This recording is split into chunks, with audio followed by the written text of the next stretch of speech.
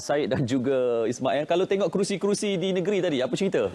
Itu DUN di Perak sentiasa menggetarkan. Ya, itu memang sejarahnya begitu sampai sekarang kan. Dia ada tempias daripada Pulau Pinang dan juga proses perbandaran dan juga demografinya.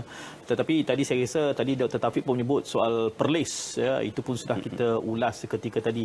Tapi kelihatannya begini, seperti Pakatan Harapan mengukuh di bandar, Perikatan mengukuh di luar bandar. Apakah boleh saya sebut begitu, Dr. Taufik? Saya setuju kerana kita lihat gelombang yang berlaku ini merupakan satu persaingan yang sengit antara PH dan Perikatan Nasional. Dan sudah kita nampak dalam konteks demografi politik, ya, Pakatan Harapan itu lebih mengukuhkan, ya, kedudukan di kawasan bandar itu. Kerana ini kita tak boleh nafi. Kerana sejak gelombang 2008 hinggalah hari ini, kawasan di bandar itu dikuasai oleh Pakatan Harapan. Dan terbalik pula dalam situasi hari ini apabila Perikatan Nasional seolah-olah mengambil alih, ya, Barisan Nasional, kursi-kursi Barisan Nasional di kawasan pedalaman.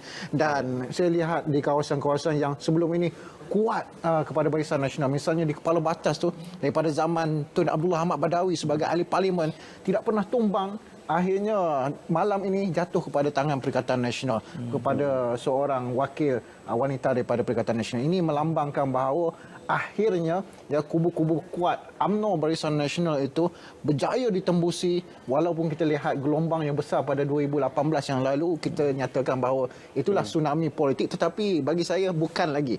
Ini adalah satu momentum yang terus bergerak, yang akhirnya diterjemahkan klimaks momentum itu ataupun gelombang itu pada pilihan raya umum ke-15. Tuan Syahrir, di sebalik prestasi yang kita kata sedang membanggakan bagi Perikatan Nasional, Rina Harun juga, Datuk Seri Rina Harun juga sedang berdepan kesukaran di Sepang. Difahamkan mungkin keputusan tidak akan memihak kepada beliau. Jadi ya, ini menggambarkan persoalan individu ataupun parti sebenarnya.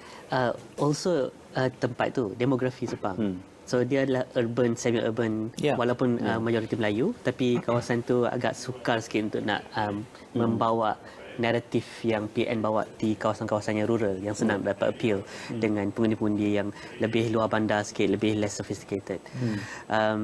So mungkin pasal tu. Tapi ada sedikit outlier kalau kita lihat macam Putrajaya. Putrajaya semi-urban, very informed, tapi dia buat decisive keputusan, dan dia orang ni bukannya jenis yang golongan TikTok so much. Dia dah decide that perhaps they want to beralih angin. Tapi Putrajaya ni, Syahir, saya bayangkan pengundi yang majoritinya mungkin pejabat awam, dia kata Kunan kerajaan, Razi Jidin pun kerajaan, dia kata. Exactly. Tapi bagi lagi satu, macam PN, dia dah menembusi Felda. Tan Sri Muhyiddin dah menghapuskan Felda punya hutang. Yang first inisiatif yang dia buat untuk memenangi hati penduduk Felda. So sekarang ni Felda jadi bukan vote bank kepada mana-mana political party dah. Dia boleh sway dah, dia dah boleh bereksperimen. So maknanya sekarang ni the whole political narrative dah berubah secara langsung dekat kawasan-kawasan Malay ni. Dia dah jadi macam beberapa dimensi. So itu apa yang kita nampak lah. Sudah ada yang membayangkan untuk kerjasama itu berlaku, mungkin PN dan juga BN. Tuan Guru Hadi Awang pun sudah mula bersuara berkenaan tentang pembentukan kerajaan oleh PN sepenuhnya. Tetapi Tan Sri Anwar Musa sudah mula mencadangkan untuk pembentukan kerajaan melalui beberapa gabungan dan juga parti. Jadi suara-suara pada waktu kritikal ini, apakah ia boleh membuat satu keputusan kepada pimpinan tertinggi gabungan ataupun parti? Saya rasa itu memang salah satu tujuannya adalah untuk menzahirkan satu optik yang pada hujung mungkin pukul 2, pukul 4 nanti, inilah bentuk kerajaan gabungan yang kita akan ada. Dia kembali kepada asal, tapi tunjang parti atau gabungan tu dah jelas. Sebelum ni tak berapa jelas sangat kan. So bila dah jelas, stability boleh nak dihasilkan ataupun bolehlah secara virtualnya ada. Cuma persoalannya kemudian tahun depan bila beberapa DUN ni akan dibubarkan, macam mana bentuk kerjasama politik antara gabungan-gabungan yang akan berlaku? Adakah dia akan sudi nak berbincang kembali, duduk semeja, berapa orang akan ambil kursi-kursi sekian, ataupun tidak, ataupun masuk balik lawan begini. So itu adalah antara benda kita kena lihat ke hadapan lah. Sekarang ni mungkin apa yang akan berlaku adalah politik yang berbeza dekat federal dan politik yang berbeza dekat pusat di negeri. Mungkin juga benda akan berlaku. Mas Ermiati kalah di PRN tetapi menang untuk betul. That's right. Kita kita akan nampak nanti Sabah, Sarawak, Sabah dengan Melaka dengan Johor akan ada election dia masing-masing.